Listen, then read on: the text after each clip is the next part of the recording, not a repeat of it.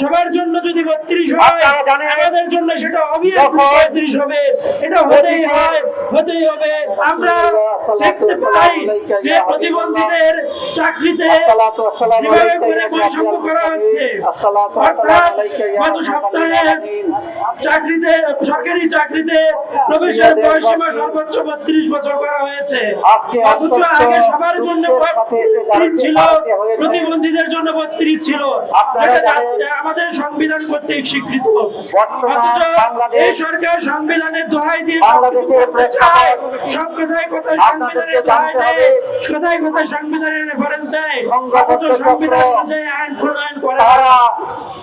সংবিধানের 28 ধারায় বলা আছে বিশেষ চাহিদা সম্পন্ন নাগরিকদের জন্য রাষ্ট্র বিশেষ সুবিধা প্রদান করবে। এই বিশেষ সুবিধাটুকু কি আমি রাষ্ট্রের কাছে জানতে চাই, আমরা সরকারের কাছে জানতে চাই।